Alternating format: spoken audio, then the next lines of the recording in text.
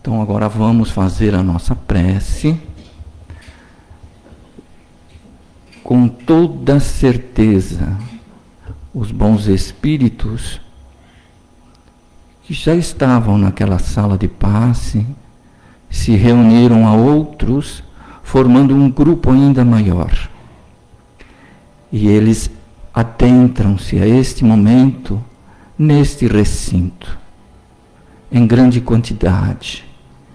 E eles vêm buscar a cada um de nós de maneira individual. Trazem em seus corações a alegria de servir em nome de Jesus. E nesse instante, enquanto nós nos preparamos para a nossa prece, eles nos abraçam em nome de Jesus, transmitindo a todos nós as bênçãos que Jesus nos empresta nesse momento e que nos chegam por intermédio desses generosos e fraternos espíritos. E eles nos emprestam da paz de Jesus, da harmonia de Jesus e da serenidade do Mestre amigo. E uma vez envolvidos nessas energias benfazejas, podemos então visualizar na nossa mente a figura de Jesus. É como se Jesus pairasse acima de nós. Jesus encontra-se olhando para nós. E nós, olhando para o Mestre querido, iniciamos dizendo a Ele: Jesus, louvado seja o vosso nome, os vossos ensinamentos, os vossos exemplos. Muito obrigado, Senhor Jesus, por esta oportunidade abençoada que o vosso coração nos proporciona. Aqui estamos, luarizados pela luz do vosso Evangelho. Aqui estamos, Senhor, acolhidos pelos vossos representantes, os bons e generosos espíritos que em vosso nome nos abraçam nesse momento. Se podemos, em adicional, Senhor, vos pedir alguma coisa, vos rogaríamos. Abençoa o esforço que estamos realizando no sentido de transformar o conhecimento, a nossa aquisição de conhecimento, em ações, a demonstrar de maneira inequívoca que estamos no processo de transformação moral. Abençoa, pois, Senhor, o esforço que estamos realizando. Abençoa, Senhor, os generosos espíritos aqui presentes, pois em vosso nome eles nos amparam, eles nos assistem, nos auxiliam, nos inspiram, nos socorrem, e em vosso nome a todos nós protegem. Abençoa, Senhor, a nossa irmã Cleusa, que vai trazer para nós, tem a responsabilidade de trazer para nós, Senhor, as interpretações que ela formulou em torno dos vossos ensinamentos. Abençoa-nos a todos, Senhor, que assim seja. E assim, nesse ambiente tão acolhedor, com a presença desses espíritos amigos, nós damos início às reflexões da manhã. E dizemos bom dia a todos aqueles que nos acompanham online, bom dia a todos vocês que aqui vieram, despendendo as suas energias de amor para conosco também. E sabe qual é o tema de hoje, o tema de hoje, que está na lição do livro Pão Nosso, de Emmanuel, lição 69, com o título Hoje. Mas, antes de desenvolver as reflexões sobre essa lição 69, é interessante que Paulo, o apóstolo, e Emmanuel, tem muitas citações de Paulo, o apóstolo, e Emmanuel também, eles se preocupam muito com esse tema, o tempo. O tempo dentro do qual está o hoje, né? O presente.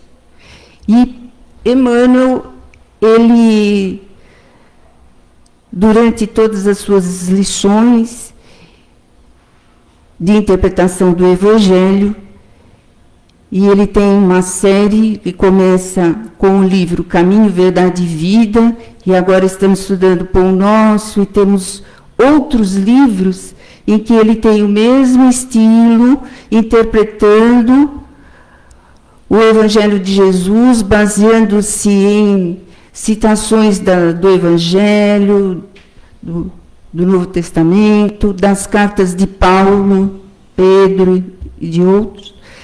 E o primeiro livro dele, em que ele discorre sobre as interpretações do Evangelho, é o Caminho, Verdade e Vida. E o primeiro capítulo desse livro, ele coloca o tempo. Daí a importância, né, desse tema de hoje, que se chama hoje, que está dentro do tempo.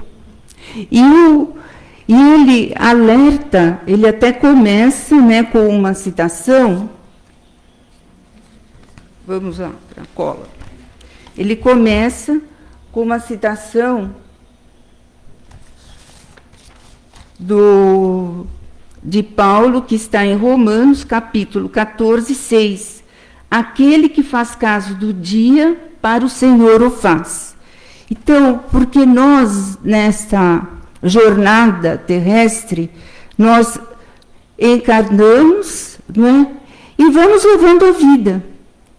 E não temos, assim, a consciência de que somos espíritos imortais e que aqui é apenas uma concessão divina de estarmos na carne para desfrutarmos desse tempo para a nossa evolução espiritual.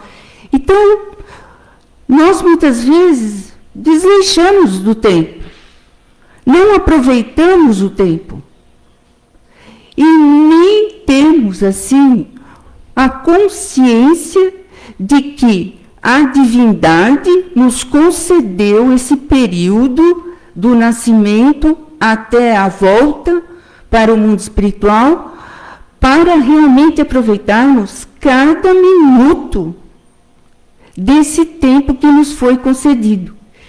E nós, né, na nossa cegueira, na nossa ignorância, não damos atenção para isso. E daí, hoje, por exemplo, né, nós já temos assim a certa consciência da imortalidade da alma e que estamos aqui nos preparando para que cheguemos ao mundo espiritual melhor do que quando chegamos aqui no mundo material. Estamos aqui refletindo sobre as realidades do Evangelho, porque o Cristo, embaixador de Deus na Terra, veio nos mostrar o caminho a seguir. E aí, ele vem mostrar que o tempo é uma concessão divina que deve ser aproveitada na realização do bem. Sempre com relação a nós mesmos, aproveitar, né, as lições que são dadas, as oportunidades que o dia nos oferece. Desde cedo, quando abrimos os olhos para estarmos realmente desfrutando desse dia, desse tempo, nós abrimos os olhos, a primeira coisa que devemos fazer é elevar o nosso pensamento a Deus, agradecer por mais uma oportunidade, e que Ele, o Pai, o nosso anjo de guarda, possam, não é, nos utilizar como instrumentos da sua obra, que nós nos coloquemos à disposição do bem, para que sejamos retratos vivos do bem, que sejamos o exemplo para nós, para o outro, que muitas vezes, né, o outro se espelha em nós, na nossa atitude. Será que nós estamos espelhando que tipo de atitude no outro, não é? A atitude da disciplina ou a atitude da preguiça? Porque, na verdade, a maioria da humanidade, como diz Paulo nessa lição, o tempo, né, desperdiça o tempo. E fala, aqueles que têm algum conhecimento a respeito da reencarnação, falam, eu tenho eternidade para evoluir, deixa eu gozar agora, não é? E não aproveita cada minuto do tempo. Certa vez, porque Emmanuel, um instrutor espiritual, que era instrutor de Chico, né, foi questionado por alguém que conversava com o Chico, por que ele sabia tanto do Evangelho. Então ele diz, eu aproveito a bênção dos minutos. Então, todos nós que aqui, por isso que ele sabe tanto do Evangelho, estuda até hoje, não podemos parar, não é? E aquele que realmente aproveita as bênçãos do minuto, vai transformando a si mesmos, nos colocando, nos olhando dentro de nós para chegar ao reino de Deus que está dentro de nós. Vamos analisando os conflitos que aí estão. Então, ele, nessa lição O Tempo, ele diz assim, aquele que faz caso do dia, para o Senhor o faz. Quer dizer, aquele que valoriza o dia, trabalha para o Senhor. Nas mínimas coisas. Nós temos que nos conscientizar da brevidade da existência.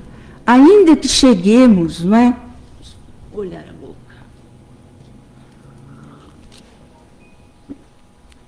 Uma vida longa de 80, 90 anos, é muito pouco tempo diante da eternidade. E Deus nos concedeu esse tempo para, em primeiro lugar, nos melhorássemos, analisássemos os conflitos que existem dentro de nós, para removê-lo e nos tornarmos melhores. E, além disso, sermos espelhos vivos para que outros sigam também o caminho do Evangelho. O que será que nós estamos refletindo no outro com a nossa presença? Não é? Porque, às vezes, sem que saibamos, como fala Joana de Ângeles, sem que saibamos, estamos sendo exemplos para muitos outros. Eles nos acompanham, nos imitam. Será que nós estamos dando bons exemplos? Ou será que estamos influenciando para o mal? O que estamos fazendo, não é? E no tema de hoje, a lição, ela foi baseada numa citação de Paulo, de Hebreus. E ele fala assim, antes exortai-vos uns aos outros, todos os dias, durante o tempo que se chama hoje. Exortai-vos uns aos outros, Quer dizer, aconselhai-vos, estimular uns aos outros, que ninguém chegue à nossa presença sem que a gente possa dar uma palavra de estímulo ao outro, né? Todos os dias, durante o tempo que se chama hoje. Então, temos que consagrar cada minuto da nossa vida ao bem, ao progresso, à lei divina, para que nenhum de vós se endureça pelo engano do pecado. Quer dizer, porque se nós não começarmos a refletir sobre o nosso comportamento, a nossa postura diante de nós mesmos, começarmos a nos analisar, a nos autoconhecer, quais são os conflitos da nossa existência, o que nos pesa no peito, não é?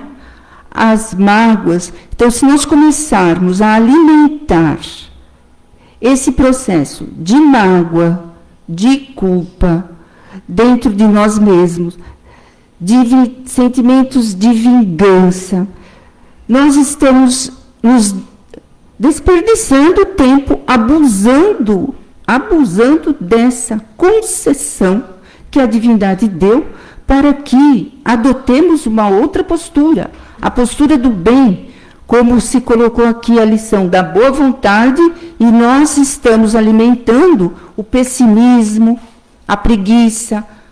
Então, a postura da má vontade. O que acontece quando nós nos desconectamos com a fonte geradora divina? Então, por algum tempo, certo? A gente fica mais ou menos equilibrado. É como o ventilador, não é? O ventilador está lá, ligado com as hélices, né? Então, às vezes, na vida, nós nos desanimamos. Muitas vezes, muitos vêm ao centro espírita, têm aquele ânimo, mas, de repente, novamente, ele cai em desânimo. Então, estava com as hélices do ventilador ligadas para a fonte geradora, e aí fala, não adianta nada, então começa a desanimar, como o Djair falou na prece, obrigada pelo nosso esforço de nos melhorarmos, né? Então, para que a espiritualidade, né, esteja conosco, mantendo esse esforço de nos melhorarmos, só que às vezes nós nos desconectamos com a espiritualidade. Então, o ventilador vai, quando a gente desliga, ele vai girando, girando, girando, aí morre. Assim acontece a gente. Se a gente não está aproveitando o tempo através da oração, da leitura edificante, da reforma da postura, tentando eliminar, né, esse sentimento de mágoa, sentimento de vingança, de desaforo. Eu levo desaforo para casa. Então, fica alimentando isso, chega uma hora, né, que a gente cai na depressão. Cai na depressão, né? E nesses momentos de equilíbrio, nós estamos abusando do tempo que a divindade nos concedeu. É um abuso quando a gente começa a alimentar os conflitos que a gente traz do passado. Porque, às vezes, tudo vai bem aqui, mas aqui por fora, mas aqui dentro é um turbilhão. Então, o Evangelho do Cristo, ele diz, aproveite, né, os minutos de hoje, do tempo chamado hoje e agora, porque é o único que a gente tem sob controle. Então, ao alimentarmos todas essas desarmonias, nós estamos nos desconectando da fonte divina. E quando uma planta, por exemplo, se desconecta da raiz, o que acontece? Ela seca. Então, nós não estamos aproveitando o tempo que nos foi dado para essa reencarnação, para que nos melhoremos. E, além, então, da oração, da leitura edificante, e também no propósito de ir diluindo cada um desses conflitos que ainda estão dentro de nós, que por orgulho nós os levamos dentro de nós, nós nos desconectamos e entramos num turbilhão que só uma dor muito grande pode tirar a gente de lá. Então, devemos ter cuidado com os minutos de cada dia, porque se nós nos desconectarmos, né? Porque a conexão tem que ser feita com a oração, com a leitura edificante, em trabalhar os nossos vícios, os nossos conflitos interiores, porque se já detectamos esses conflitos, nossa, o meu problema é inveja. Eu tenho que trabalhar isso, porque isso não me faz bem. O meu problema é não conseguir perdoar aquela pessoa. Eu vi ontem um rio do Divaldo, ele dizia assim, ainda que doa, perdoa, desate esse nó, para se sentir livre. Perdoa, né? Desate esse nó, para se sentir livre. E aí nós estamos aproveitando a oportunidade do hoje. E se não, a gente, como fala aqui, né, o Paulo, para que nenhum de vós se endureça pelo engano do pecado. Se endureça, porque as pessoas, né, que não se dobram ao caminho do bem, elas têm os sentimentos endurecidos, né, sem exercícios, são duras. Só tem má vontade. Então, nós que já temos, né, algum sentimento um pouquinho mais trabalhado, nós não devemos criticar essas pessoas. E também não começamos, como fala o próprio Emmanuel, a começar a falar, você tem que fazer isso, você tem que fazer aquilo, você tem que fazer aquilo, porque aí é que ela se afasta mais. Por que você não vai aqui? Por que você não faz o evangelho? Por que você... Em casa, às vezes, nós podemos ter uma pessoa, né, endurecida, que tem um vocabulário chulo, né, que só pensa em trabalhar para si mesmo, não... E algumas vezes, né, ela tem assim, um repente de que vai auxiliar o outro, mas no dia seguinte ela já está endurecida novamente. Agora, nós que já tomamos a postura da boa vontade, né, podemos usar as palavras, mas sem irritá-las. Não é toda hora. Você poderia fazer isso, você poderia fazer aquilo. O que nós temos que fazer é dar o exemplo. Dar o exemplo da atitude contrária que ela vem tomando. É isso que nós temos que fazer. Então, quando temos dentro de casa, né, uma pessoa que está para se endurecer, devido à má vontade, à discórdia, não abre mão para ajudar ninguém, né? O que nós temos que fazer é tomar a postura contrária. E não é ficar no ouvido dela, aumentando, dizendo que ela é, que, não sei, que você é dura, você é uma pessoa orgulhosa. Não é para falar isso. Não é o nosso direito. O nosso direito é dar o exemplo da boa postura. Não que sejamos né, os santos, porque não somos ninguém santo, mas já tivemos a consciência de que temos conflitos dentro de nós, mas que só cabe a nós diluí-los através da humildade, de orar, para que sejamos hoje melhores do que ontem e amanhã melhores do que hoje, essa postura de humildade. E as criaturas, né, que a maior parte das criaturas do planeta ainda vivem nessa dureza de sentimentos. Então, a fala, quando nós falamos com uma criatura que ainda está assim, agindo de má vontade, relaxada, demonstrando preguiça, não tem vontade para nada, não é? A fala, ela tem que ser revestida do pleno sentimento de amor. Porque se for uma fala vazia, exortar, quando ele fala exortar, é falar. Paulo, quando ele realmente teve consciência de que os ensinamentos de Jesus era o único caminho, ele já vinha percebendo, né, antes da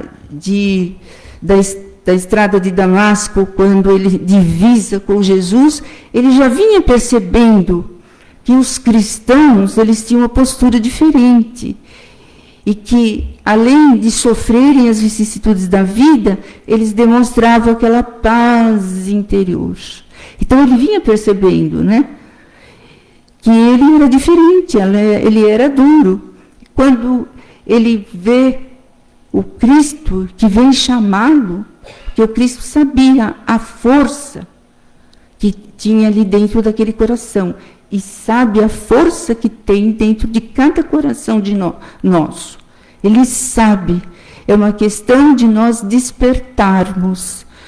Então, ali ele ficou cego, ele foi levado por quem ele estava perseguindo, Ananias, né, a um local, foi ali, conversou. Então, quando ele realmente se conscientizou de que Jesus era o único caminho, ele foi fazer uma palestra na sinagoga de Damasco. E qual não foi a surpresa de Paulo que a plateia o ignorou, porque as palavras dele ainda não tinham, não é, o alimento dos ensinamentos do Cristo. Então ele saiu de lá decepcionado, porque as palavras eram vazias, ele não sentia as palavras que ele dizia, eram ocas. Então ele saiu tão decepcionado.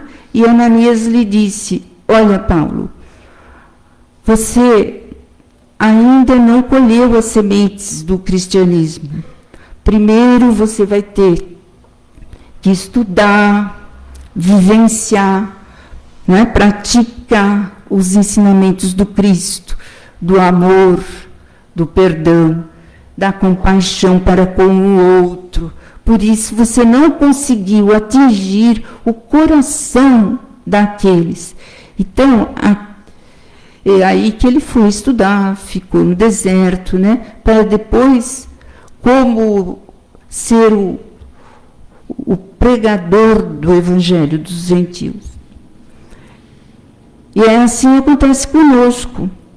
Muitas vezes, nós não temos a experiência, a vivência do amor, da compaixão, da misericórdia em nós, e queremos que o outro tenha. Nós só podemos falar quando a palavra vier carregada desse amor. Senão serão palavras vazias, né? Palavras ao vento, e ainda irrita o próximo. Porque a gente, dentro de casa, né, a gente fica exigindo um comportamento do nosso companheiro, do nosso irmão, do nosso filho, e às vezes nós agimos da mesma maneira. Então fica aquela luta infernal dentro de casa, um querendo que o outro faça tal coisa, sendo que ele mesmo não faz com amor. Então, o que aconselha aqui, né, o Emmanuel, tendo por base esses versículos do Paulo, que o comportamento... Então, vamos ver aqui. Então, esse exortai-vos uns aos outros representa um apelo mais importante que o simples chamamento aos duelos verbais. Nós primeiros temos que vivenciar, dar o exemplo, em vez de falar, faça aquela coisa, e o outro não faz, fica na preguiça, lá no celular, né? Então, vai lá e faz, e não fala muito. Não é? Não fala muito. Chega um dia, e oremos para a criatura. Chega um dia que ela desperta. Oremos, porque quando a gente fala, aí vem a contenda, como ele falou aqui, duelos verbais. E o que vira o ambiente? Um pandemônio. Então, é melhor, se a gente já tem algum entendimento do Evangelho, é o silêncio, é dar o exemplo. Porque não adianta exigir do outro o que ele ainda não tem. Vai ser aos poucos, com muita oração daquele que já tem alguma coisa, né? Não muito, mas tem um pouco mais de entendimento. Então, o silêncio, porque se a gente exige algo do outro que o outro não tem, então vai virar... Então, se a gente também rebate, é porque nenhum tem, né? Se o outro rebate, a gente não usa muitas vezes a palavra bem colocada, aí surge briga. Quais os espíritos que vêm habitar ali? Os que gostam de confusão. Os que gostam de confusão. Então, nós que entendemos um pouco, se queremos que o outro mude, tem que dar o exemplo, tem que ter a vivência. Então, vai à frente e faz. É o esforço. Ah, mas eu faço tudo e ele não faz nada. Você tem que fazer tudo mesmo. Você entende mais? Quem entende mais tem que fazer mais. Não é? É a responsabilidade. O outro ainda é criança espiritual. Né? Se a gente quer que ele desabroche logo, ajudemos. Convites e conselhos transparecem com mais força do exemplo de cada um. Então, é mais o convite à mudança vem com mais força com o exemplo de cada um, como fala aqui o Emmanuel. Todo aquele que vive na prática real dos princípios nobres a que se devotou no mundo, que cumpre zelosamente os deveres contraídos e que demonstre o bem sinceramente, está exortando os irmãos e humanidade, está exortando, está estimulando, né? Porque o Paulo, ele se transformou, ele era Saulo, né? Ele era contra os cristãos, pelos exemplos dos cristãos, que apesar de serem castigados, né?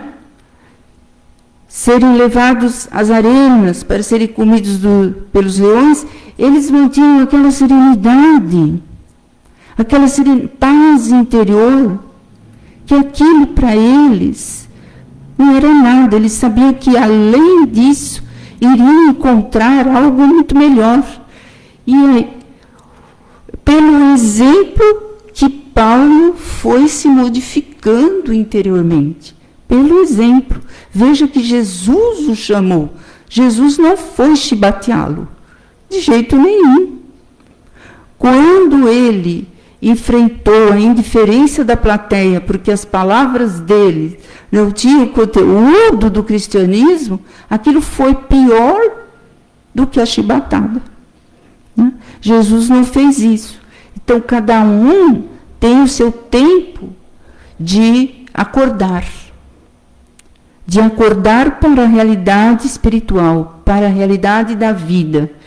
E nessa jornada aqui, né, os obstáculos não são leves, muitos são duros, e nós temos que nos apegar na oração, na fé, né, na mudança, na paciência, porque chegaremos lá na libertação de todos nós.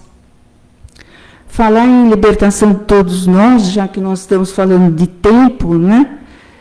Existe no livro No Mundo Maior, psicografado por Chico Xavier, por André Luiz, uma passagem que ilustra bem o que nós somos com relação ao tempo, hoje.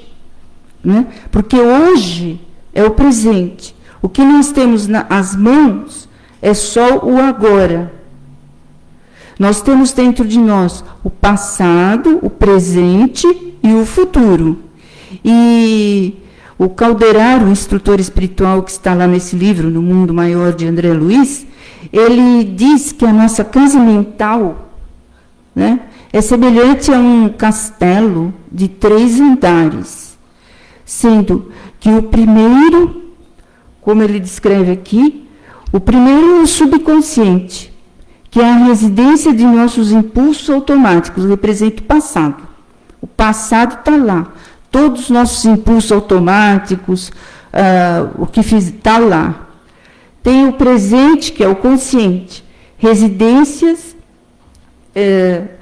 domicílio das conquistas atuais. O presente, o que temos em mãos é o presente, o hoje e agora. O passado está consumado. Só que ele reflete no presente, porque às vezes vem uma certa mágoa, uma certa tristeza, ainda é o reflexo de nossos atos do passado, de outras encarnações. O presente é a oportunidade hoje, o tempo de hoje, principalmente do agora, para que possamos mudar a nossa postura diante do mundo, para ir diluindo aquele passado conflituoso.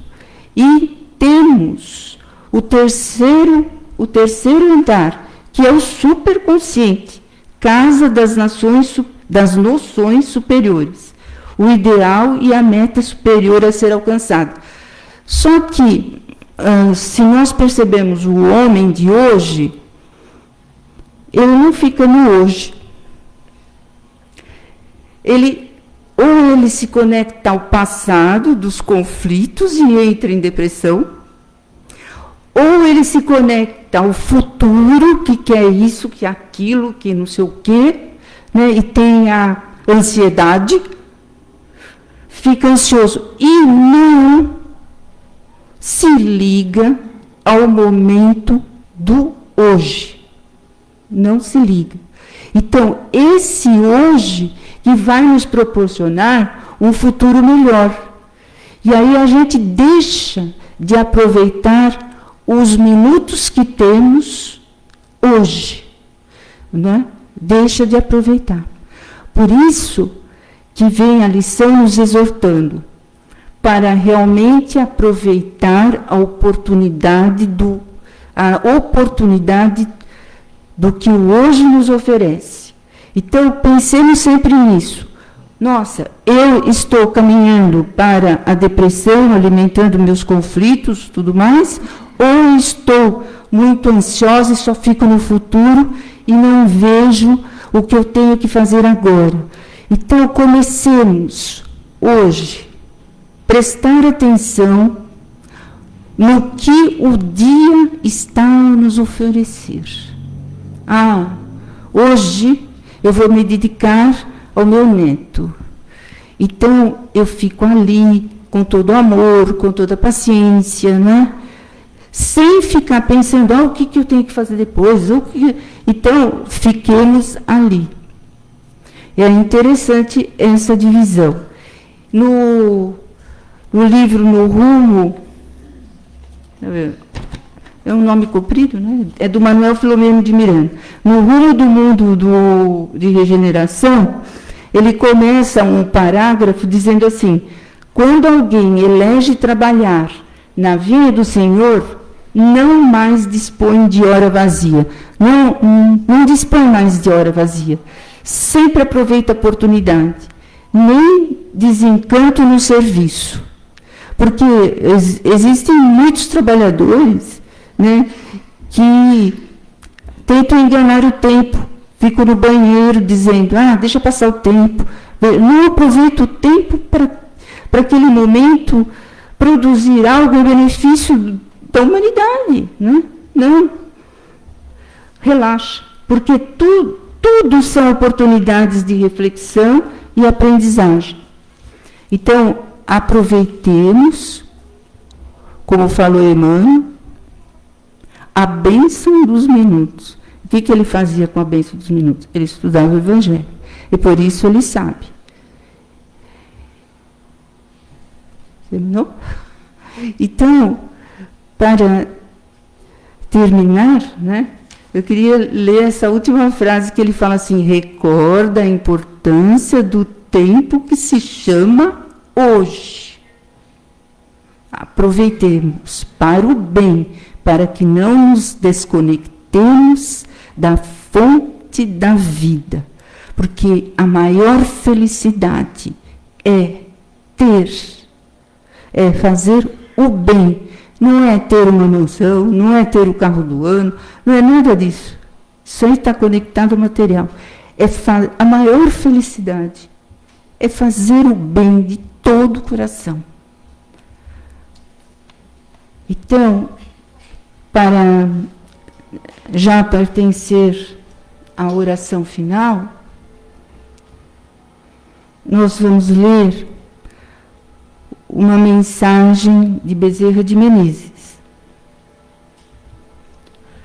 A experiência na Terra, em muitas ocasiões, pode ser comparada à viagem de um homem através de selva incomensurável. É preciso compreender a necessidade de vigilância, daí a oração, para que os perigos se não convertam em desastres e para que a expectativa não se transforme em angústia, expectativa do futuro. Acendamos a lâmpada viva da prece e caminhemos adiante, à procura do Cristo e em serviço dele, nosso Divino Mestre, ao pé dos semelhantes, sairmos de nós. Esqueçamos a agressividade do solo inculto e a sombra do matagal para nos lembrarmos constantemente de que é preciso varar os obstáculos ao encontro do Mestre, o sol claro de nossas almas. Então, vamos manter essa lição de sairmos de nós, indo ao encontro do semelhante, fazendo o bem, para que atinjamos a felicidade plena e que possamos, ao sairmos daqui, onde quer que estejamos, termos as lições desse Evangelho em mente. Que assim seja.